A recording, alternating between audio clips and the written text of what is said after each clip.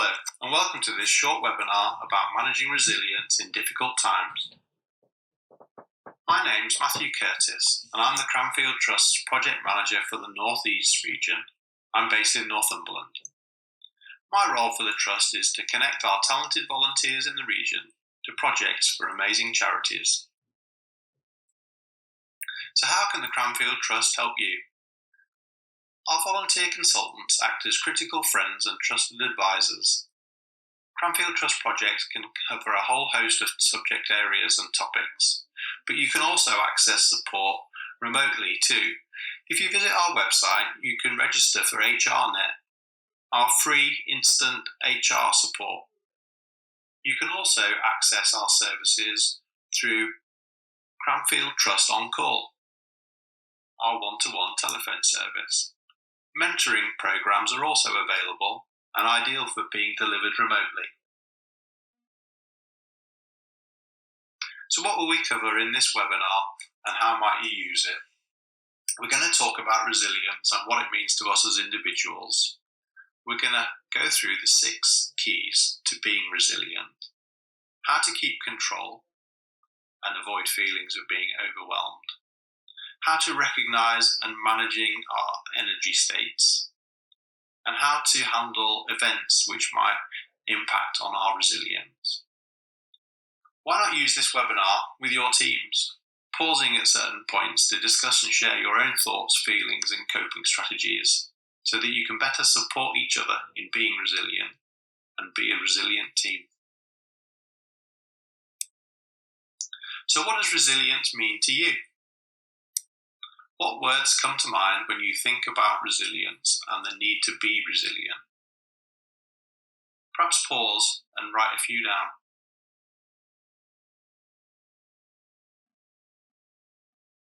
The words that I often hear associated with resilience are words like determination, courage, overcoming, being strong, bouncing back, being optimistic. Do you consider yourself to be resilient? And what are the traits and behaviours that you associate with resilient people? Make a note of a few.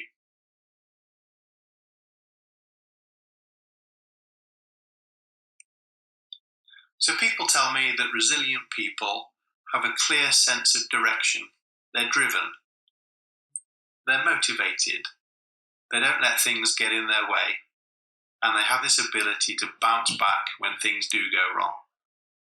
All of these things are about attitude and mindset. None of them are physical.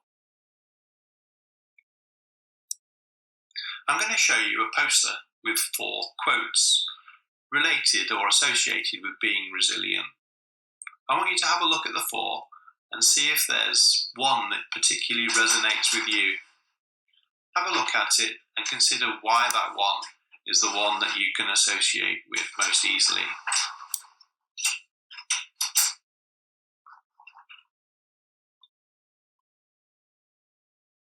Did you find one? Perhaps if you're following the webinar with colleagues, you can talk about the ones that you picked and why they might be different.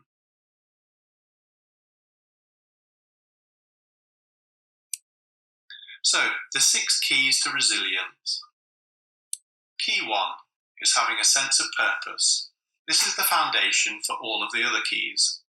Not everyone is clear about their purpose, and it is something that you will need to redefine frequently as you move through life.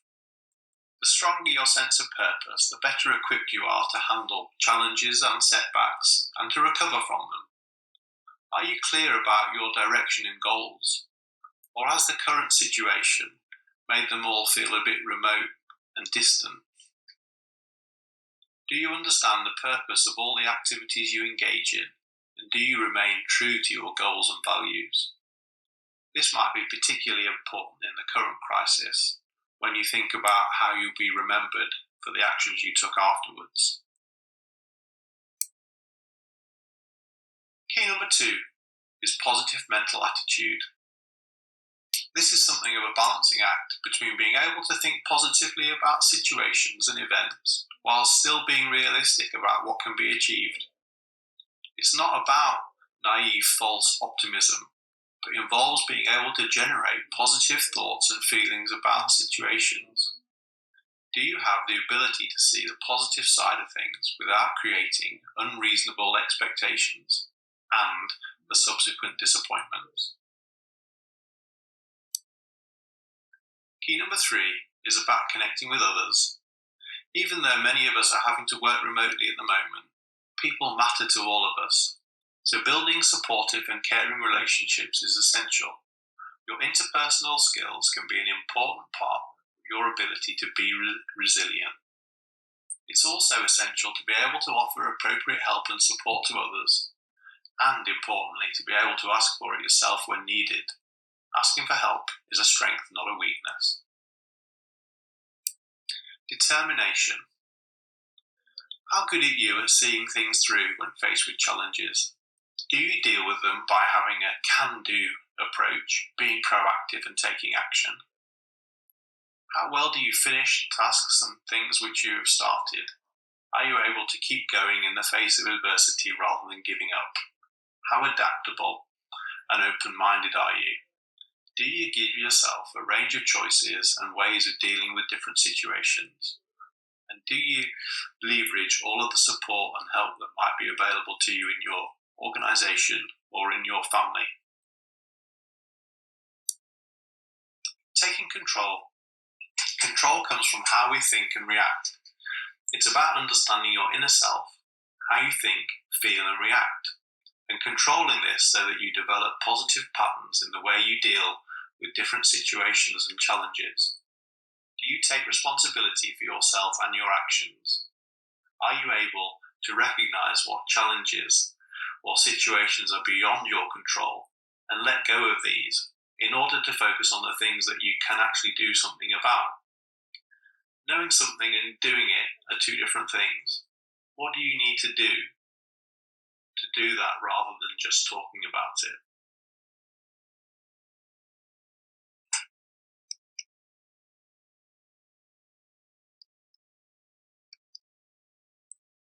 Key number 6 is looking after yourself.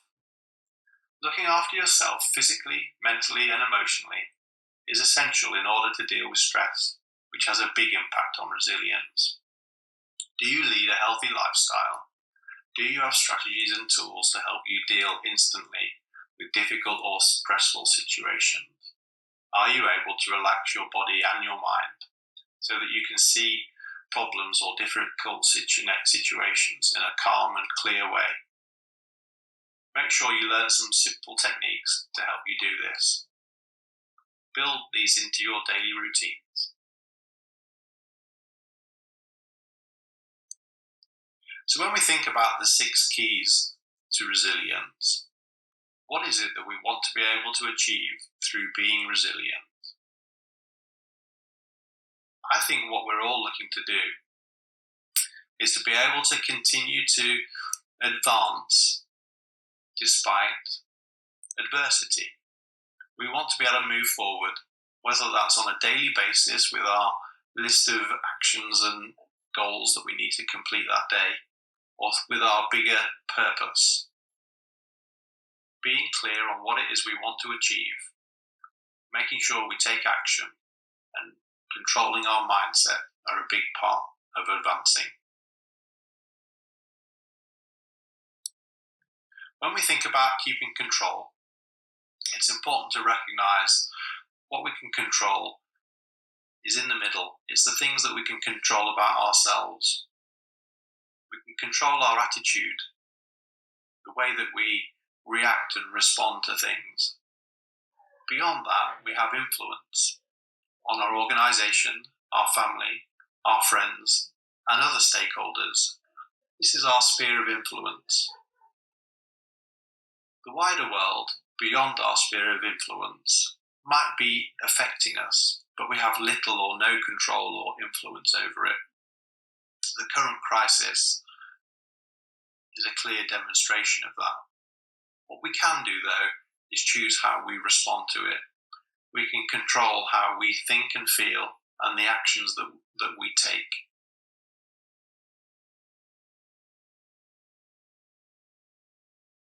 So when we think about taking control, we can put together the sense of purpose, taking control and connecting with others, and think about SMART goals or actions. You might be familiar with SMART goals already. They should be specific, very clearly defined. What is the action that we want to take? When we're writing them down, make sure that they're written in a way that's motivating. Is this an action that you want to take? Is it positive? And is it measurable? Can you track your progress towards achieving this goal? Is it achievable? Is it realistic? Have you got the resources to enable you to achieve this goal? And is it timely and time-bound? Particularly in a crisis, it's important to be working on today's problems today, not working on the problems of yesterday or last week. Make sure you have clear timelines for when you want to get things done. When you've defined your SMART goals and actions, you can connect with others by making sure goals and actions are shared and discussed, that you engage other people who might be able to help.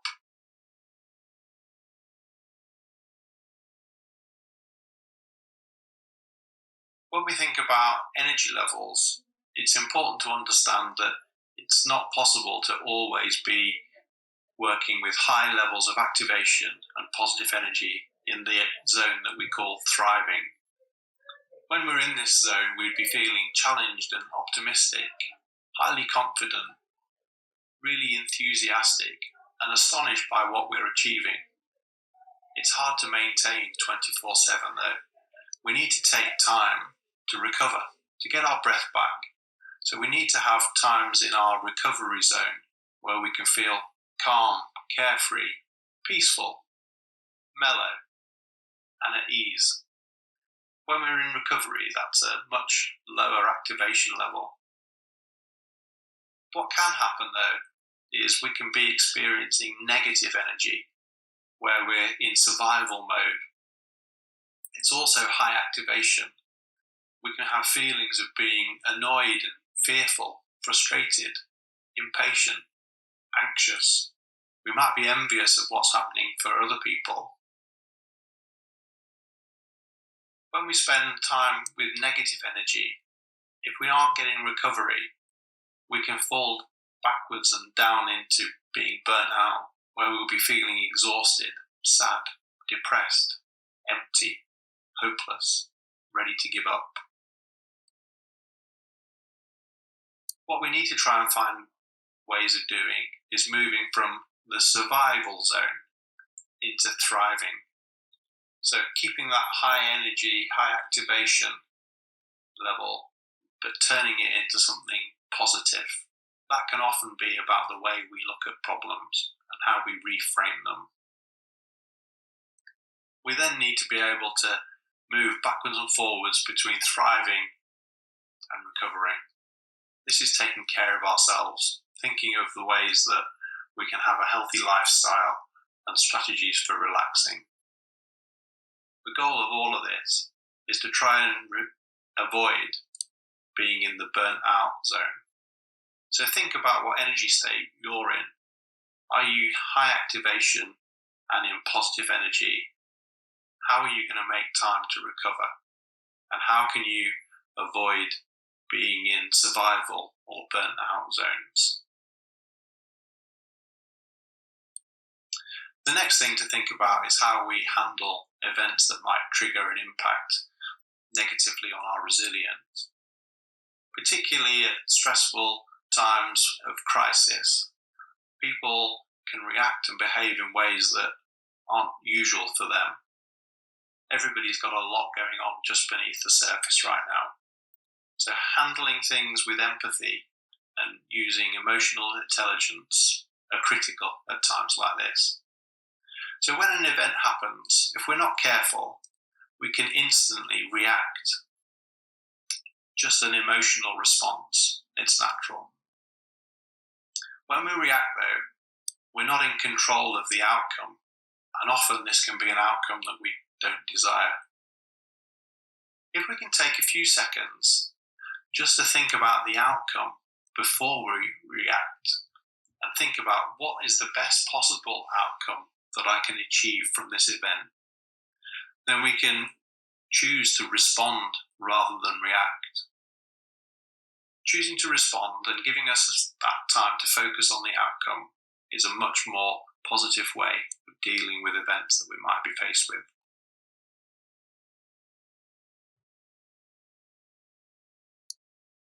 I hope that very short overview of resilience and some techniques for managing in difficult times has been helpful.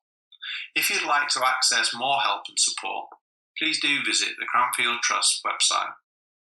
You'll find there's clear signposting to other tools and resources, and you'll be able to sign up instantly for support with HRNet. You'll also find all our contact details to arrange remote support with projects and for mentoring.